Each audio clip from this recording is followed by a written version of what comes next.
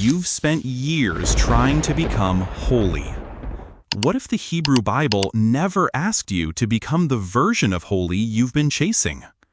If that's true, millions of Christians may be exhausting themselves trying to become something Scripture never actually meant. 7 signs today, and by the end, you may realize you've spent years chasing the wrong definition. But before we get to the signs, picture this: an ordinary clay jar, same as every other jar on the shelf, but one gets placed on the altar. From that moment, it's used only for sacred purposes, not because the clay changed, because it was set apart. The Hebrew word behind holy is kadosh, not flawless, not morally superior, separated from ordinary use and consecrated to God's purpose. Exodus 19:6 puts it plainly. God tells Israel they'll be a kingdom of priests, a holy nation, not a perfect one, a set-apart one. So why do so many of us, sincerely trying, still feel permanently unholy? 1. Have you ever gone to bed thinking, maybe I'll finally get this Christian life right tomorrow? Every night, some version of the same promise: tomorrow I'll do better. That's the lie. You've been treating holiness as a destination instead of a direction. Picture a man walking toward a city on the horizon. His job was never to arrive instantly, just to face the right way and keep moving. Leviticus 11:44 doesn't say be perfectly holy. It says be holy, for I am holy, a process, not a finish line. I've caught myself measuring good days against bad ones like a scoreboard God was somehow keeping. He wasn't. The jar wasn't holy because the clay was perfect. It was holy because it stayed pointed at Him. If that's you, that's not proof you failed at holiness. It might be proof you're further along than you think. 2.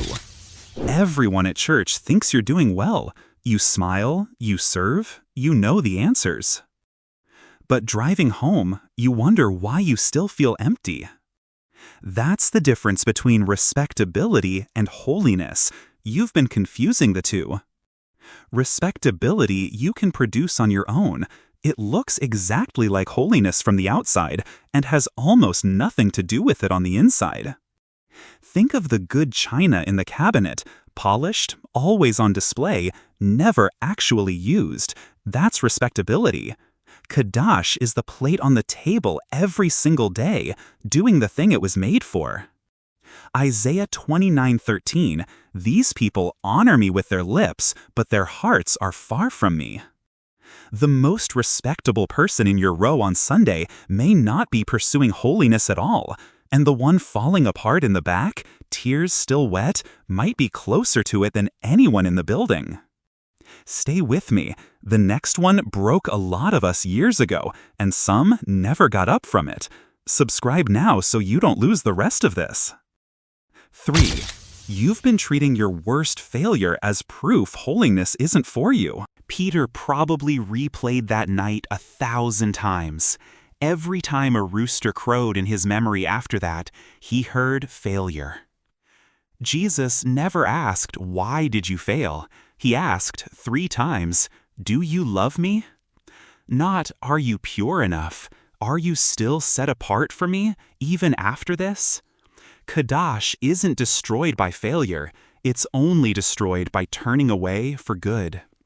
I've told myself my worst day was my new identity before. Peter would have believed that too, if Jesus had let the failure write the ending. If that's your story tonight, you're not disqualified. You're just standing exactly where Peter stood before the question got asked. If a number's already forming in your mind, drop it in the comments right now, before you finish the video, while it's still honest. 4. You've prayed alone in your car more times than you've admitted it to anyone, trying to become holy without ever slowing down long enough to remember who you're trying to belong to. The first thing God ever called holy wasn't a person. It wasn't even Israel yet. It was a day. You've been trying to do this alone. The Sabbath set apart, not because the day itself was different, but because a whole people turned toward God on it, together. Exodus 31:13 has God saying, "I am the one who makes you holy." The jar has never once placed itself on the altar. Nobody gets set apart in isolation. If the only person examining your holiness is you, alone, at midnight, something's missing that was never meant to be missing. But this next mistake quietly keeps thousands of Christians stuck for years. 5. You stood in worship, singing words you believed 10 years ago, wondering why your heart wasn't singing with you anymore. You've been waiting to feel holy before you'll act like it. The priests didn't wait to feel spiritually ready before they walked into the temple.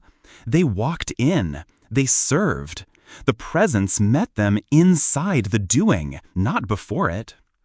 Romans 12:1, offer yourselves as a living sacrifice, present tense, now, before the feeling shows up. Faith was never meant to wait for a feeling to grant it permission. 6. Maybe you've built your whole faith around a list of things you don't do anymore. You've been defining holiness only by what you avoid. Picture a man building higher and higher fences around his house year after year, who never once actually walks toward his Father's home. That's holiness reduced to a fence line. 1 Peter 1:15, just as he who called you is holy, so be holy. The model was always his character, never a list of exits. Holiness built on avoidance eventually runs out of things to avoid. Holiness built on belonging never does. 7. Maybe you still flinch at a memory God stopped charging you for years ago. You've been carrying guilt for something already forgiven, which is itself a failure to live inside Kadosh. A jar that got contaminated, cleaned, and set back on the altar is still a holy vessel. Nobody melts it down and starts over. Hebrews 10:10, we've been made holy through Christ's sacrifice once for all. Carrying guilt for something already paid for isn't humility. It's refusing the consecration that's already been offered. God isn't asking you to pay for what Christ already carried. Put all 7 together and a different picture of holiness starts to appear. Holiness was never a moral scoreboard.